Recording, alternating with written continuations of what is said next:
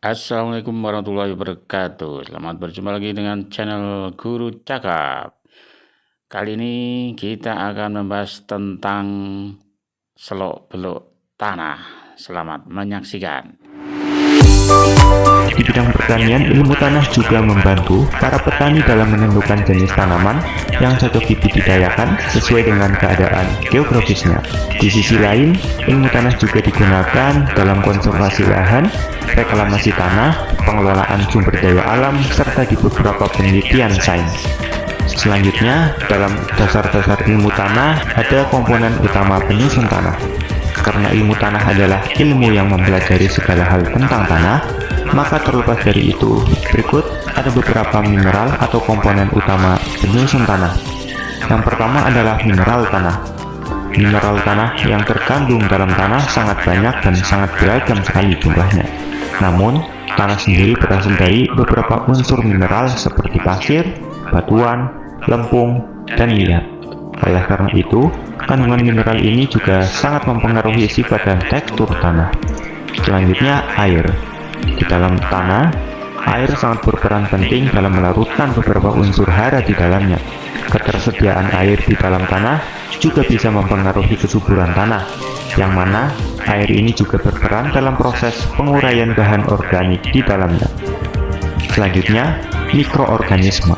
Selain air, mikroorganisme juga berperan penting dalam proses penyusun tanah.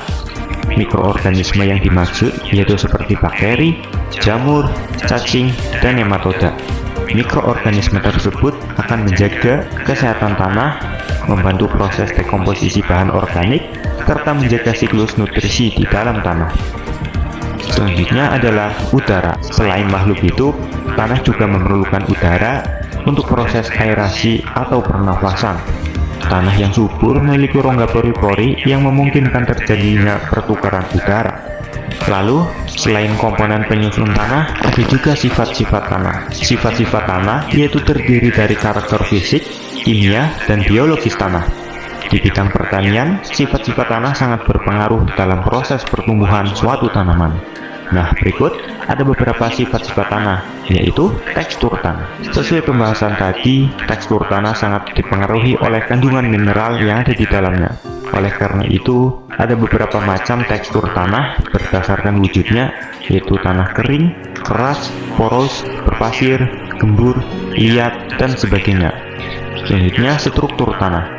Struktur tanah yang baik yaitu memiliki kandungan mineral yang cukup serta memiliki pori-pori yang memungkinkan untuk terjadinya pergerakan air dan pertukaran udara melalui rongga-rongga pori-pori tersebut.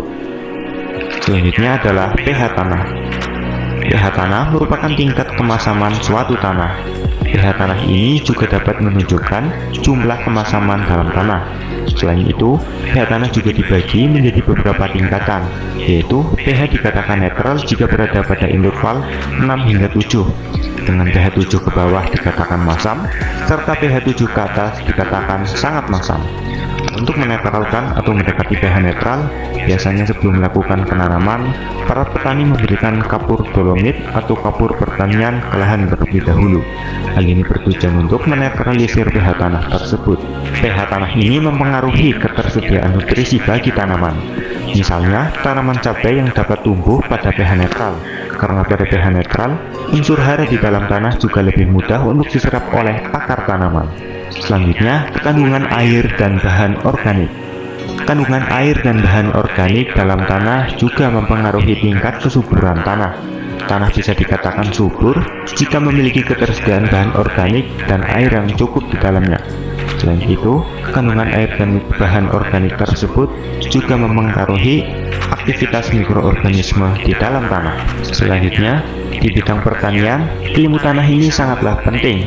Bagaimana tidak, sebagian besar industri pertanian di seluruh dunia masih menggunakan pertanian konvensional.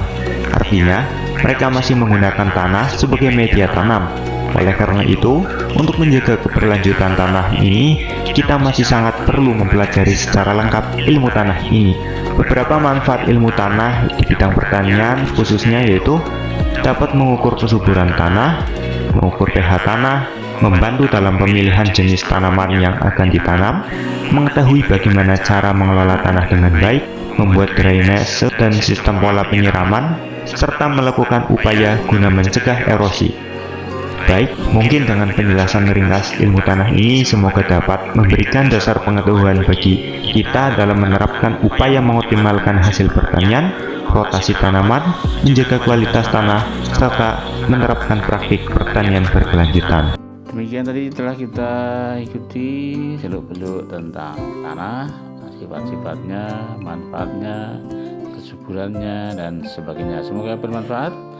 Kita jumpa lagi dengan video-video Guru Cakap berikutnya. Wassalamualaikum warahmatullahi wabarakatuh.